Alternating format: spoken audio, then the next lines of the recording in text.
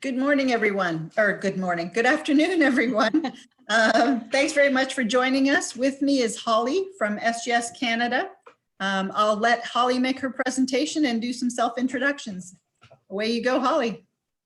Excellent. Well, thank you so much. I'm very excited to be here today. This is the first time that I'm presenting at Farms.com, precision agriculture. So this is very exciting for us. I'm going to spend about 2 minutes first talking about myself as well as the company I work with, because SGS really isn't known that well in Canada. We are a global company out of Geneva that has been around since 1879. And the businesses we work in are very comprehensive. They range from oil and gas, business certification and training, as well as consumer product inspection, certification, and verification. So I'm very excited to be here and talk about agriculture in Canada.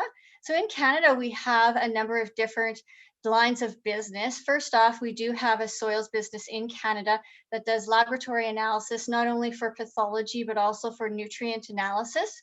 Globally, though, we are also involved in precision agriculture and fertility management in Brazil, starting in the European Union as well as South Africa. So those are areas of growth for us in Canada.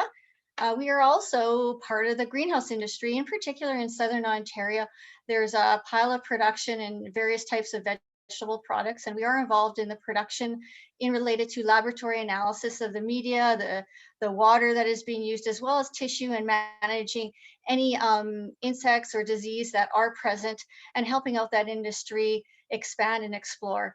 Another part of our business is in forage and feed testing. We do some for primary producers, but most of it is for feed mills and larger operations, and evaluation from different types of animals as well, for equine, poultry, hog operations, as well as dairy. Dairy is one of our largest segments.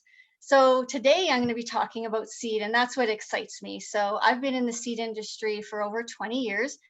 I attained my Bachelor of Science from the University of Alberta and have stayed in Alberta my entire agriculture career. So first off, I'm going to get through the dry stuff and then get into the really exciting part where I bring you into the lab through digital imagery. So seed testing in Canada is only here to support the seed industry. It's changed significantly in the last 35 years. Prior to that, the Canadian government conducted all seed testing for seed, whether it was vegetables, whether it was large seeded crops, small seeded crops across Canada. So 35 years ago, a decision was made by the government to privatize, and that's where we came into operation. In 1996, SGS opened our first lab in Edmonton, Alberta, and since then we have expanded into multiple lab locations. So in the seed industry, it is regulated by federal legislation under 3 different parts: the Canadian Seeds Act, the Canadian regulations, as well as the weed seed order. And each of those regulations support variety registration, so new products coming to the marketplace for primary producers, seed certification, and that's where we're involved, as well as PBR legislation.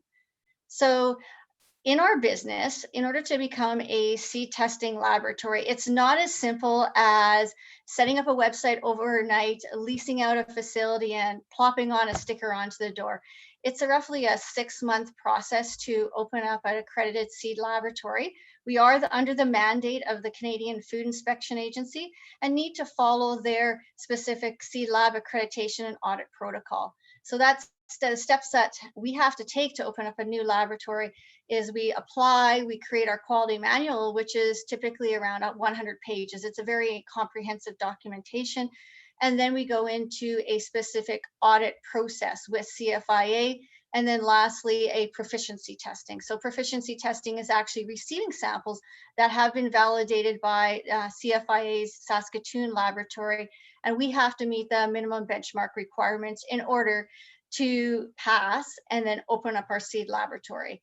In tandem to that is also the accreditation of analysts. So it's a very exciting career. I'd recommend it to anyone who is interested in biology, agriculture. It's a great career becoming a seed analyst.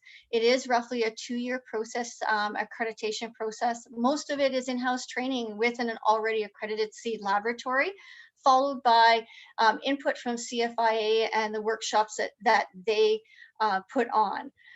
Following all of your in-class training, there is a very thorough examination by the Canadian Food Inspection Agency in order to pass and receive what is called a seal. And a seal is as everyone knows, and somewhat old school, but it's really part of becoming a accredited seed analyst, is to receive a seal that can be put on any report of analysis. Now, what happens is every 3 years, seed laboratories go through a specific audit, and that includes the Canadian Food Inspection Agency and their inspection arm, the Canadian Seed Institute, coming into our laboratories and ensuring that we are running the business based off the protocols that they have given us.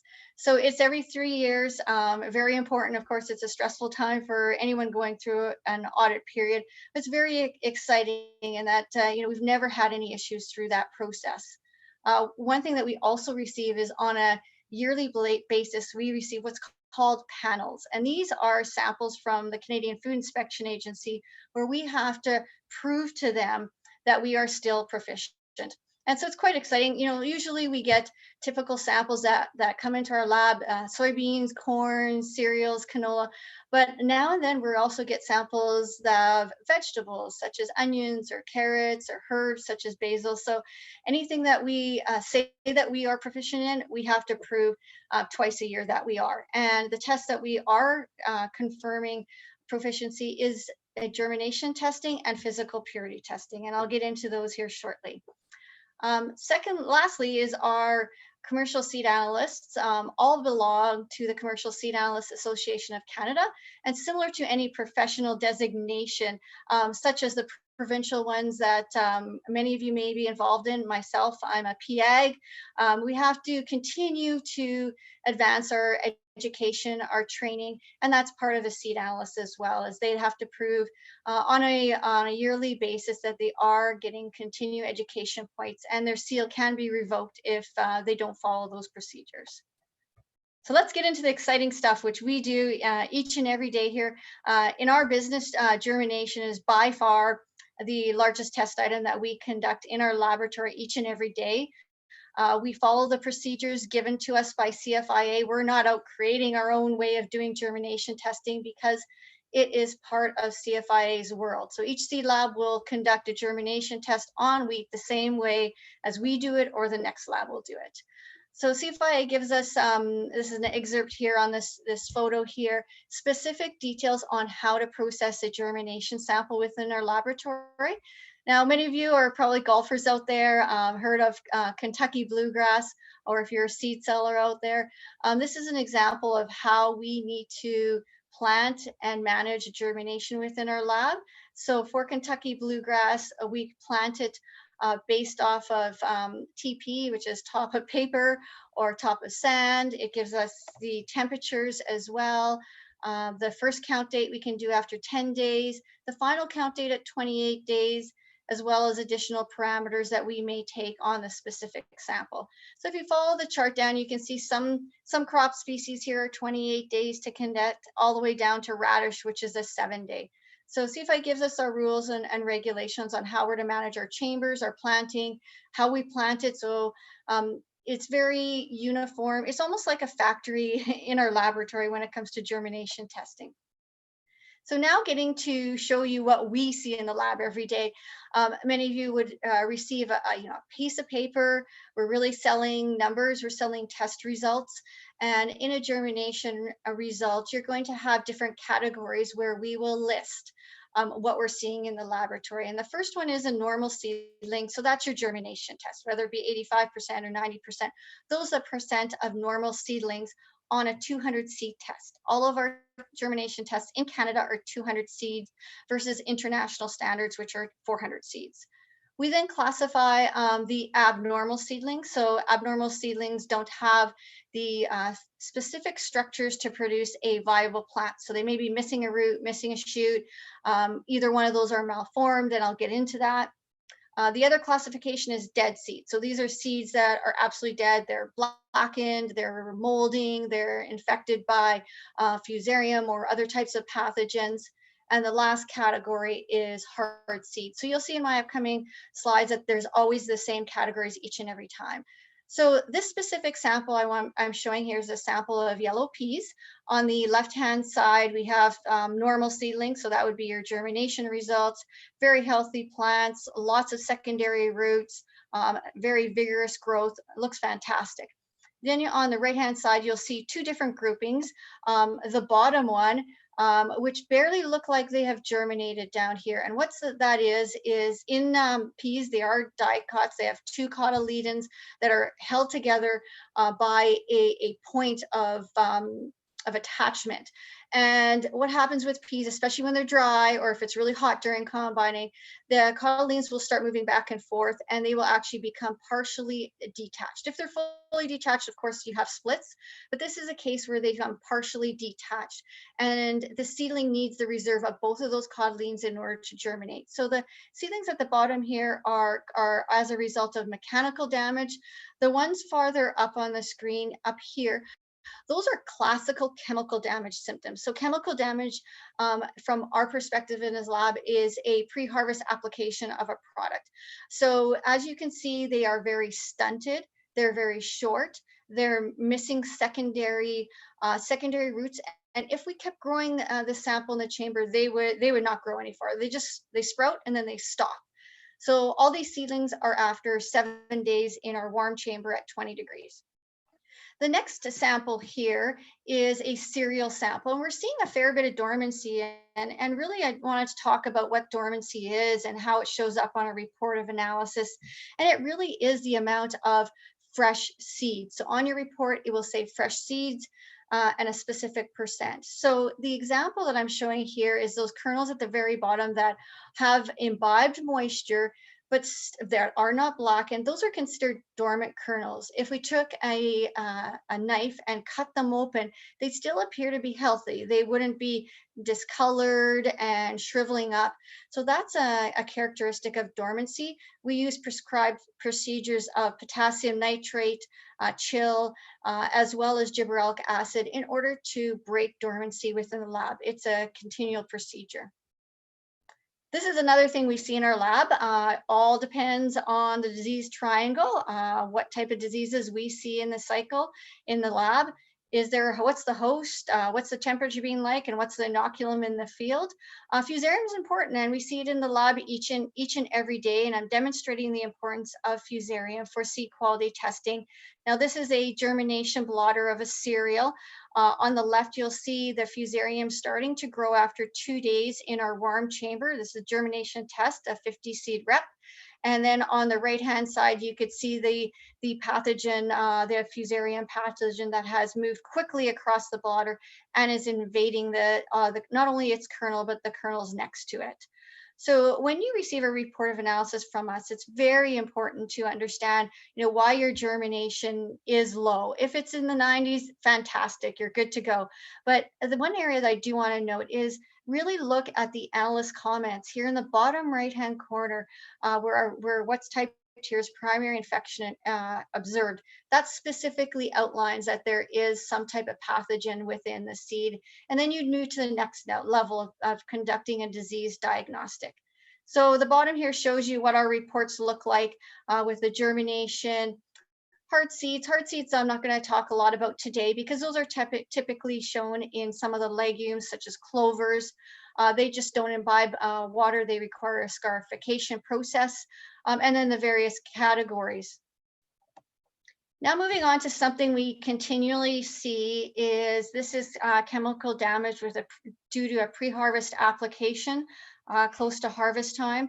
So what we see in the lab is that the seedlings are sprouting. The seedlings that are chemical damage are the ones at the very, very top here that look like spiders. So they're stunted, the roots are brittle. If we took the blotter and we just shook it, they all fall off. They're just very non-vigorous seedlings and they look like a spider. While the seedlings on the bottom are considered normal seedlings. They're growing, they're extending. You could see that there's a green tinge to the tip underneath the coleoptile. That's your first true leaf coming in. And when we take those blotters and flip them up, they are starting to grow into the blotter. They're adhering to it. They have the little tiny micro hairs that are vigorously growing. So This is something that we continue to see in the lab from farmer producer samples. The other test that we conduct here for the pedigreed seed industry is any seed that is distributed, whether it's in a small veggie pack, whether it's a canola seed bag or a bulk product of cereal grains or pulses. Physical purity, otherwise known as mechanical purity, is to be conducted by accredited laboratory. So we are looking for weeds and classifying them into different categories based off of CFIA's weed seed order. Now, in 2017, there was a modernization of the weed seed order. And what has happened is over 30 years, seeds that were prohibited have come into Canada, have started to become prolific in Canada, and have been moved down to the primary, secondary noxious list, while new weed species are being discovered all over the world and then are put onto the prohibited list. So in a physical purity, we would go through 1 kg for cereals, canola 50 grams, and other species. It all depends on the crop, but we really are looking at a sample of at least 50,000 seeds that we are looking at. And the third and final test that we do based off of CFIA's methods and procedures is true loose smut, and that's specifically for barley. And I think everyone has seen it in the field at one stage of their career or other. It looks messy in the field, and it's a disintegration of the barley head pretty much to black dust, and obviously it can impact yield significantly. So under the seed grade tables, certified seed sellers cannot sell pedigree barley seed unless the result is 2% or less. But there is one other parameter. If it is treated as it goes out the door during the seed sale, then it's fine if it's greater than 2%. So this is a test that's very interesting, and you're probably wondering, why the heck are those embryos blue? So in that Petri dish, those are embryos. We take a lactic acid process of removal of the barley hull.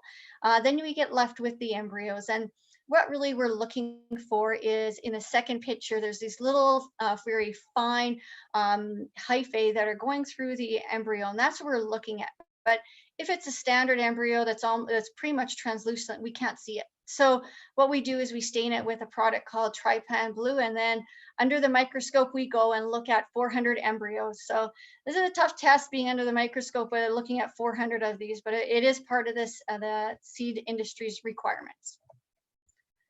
Now, this is where we kind of expand off into areas that are exciting and provide value, additional value to our customers. So I'm going to get into some advanced methodology that we do at our laboratory to support the business. So a cool stress test, otherwise known as a vigor test, is very important for the Western Canadian farmers who are often planting their cereal grains into very cool soils. In some areas, as soon as they can get in and start tilling, they are busy and they are planting. So keep in mind, a germination test is at absolutely ideal conditions. It's at 20 degrees Celsius for cereal grains, 20 degrees Celsius for pulses. So, and that's not the soil temperatures that are being seeded into. So a number of years ago, cool stress vigor testing became more and more important for the industry and has been very much asked for. So we've used various methods and have refined them over the years. And the process is we plant them in a Petri dish, as you see on the left side of your screen, and place them in a dark chamber at 7 degrees Celsius for 12 days. And then we move them to a warm chamber for the final couple days to ensure elongation and sprouting of the product. So the pen on the right-hand side will show you the different classifications. So the results we give you is the percent vigorous seedlings, which looks similar to the top of the pen. So what you can see is there's 3 roots that are protruding, looking healthy. The coleoptile is emerged, and the first true leaf is starting to come in. You can see the green hue behind it. Then we count those up and quantify as a percent. Those are the vigorous seedlings. We also indicate the amount of non-vigorous seedlings. So those seedlings are ones that have just started to sprout. And those are the two kernels at the very bottom. So in one case, you can just see the radicle has emerged, and the other one, the radicle has emerged and the roots are just starting to come through.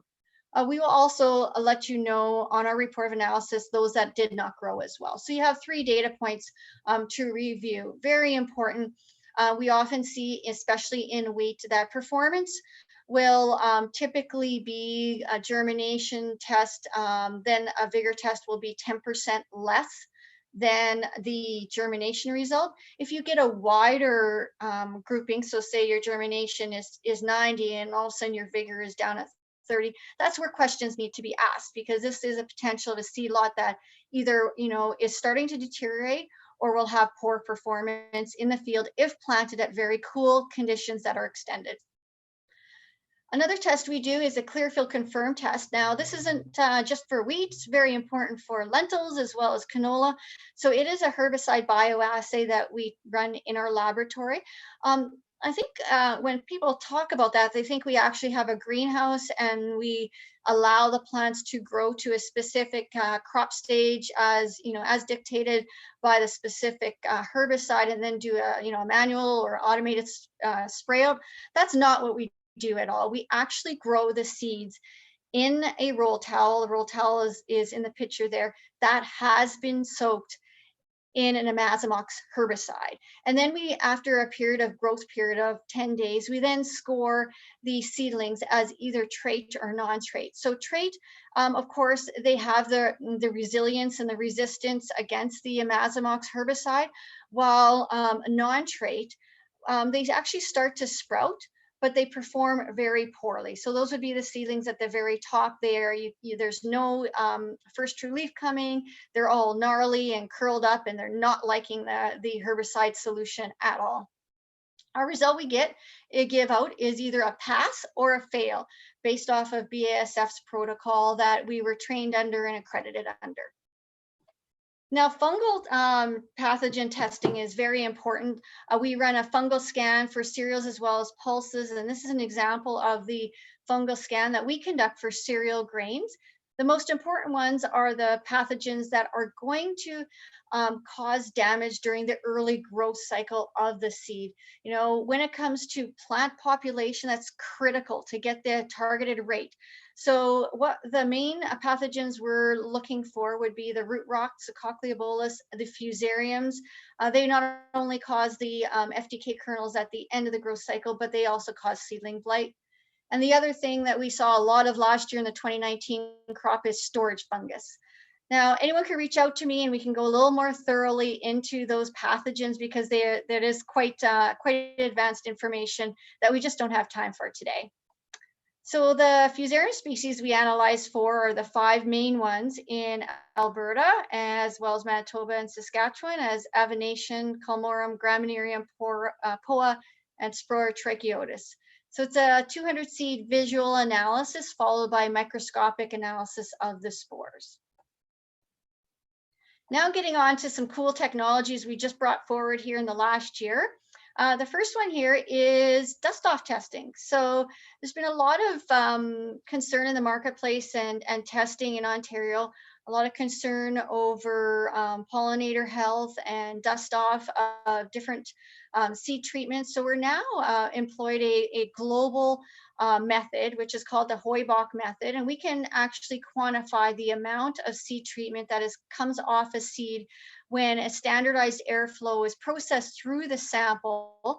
We can then measure how many milligrams per 100 grams of seed is dusting off of the seed. So this is something used very much in R&D and new products, but also when there is a concern.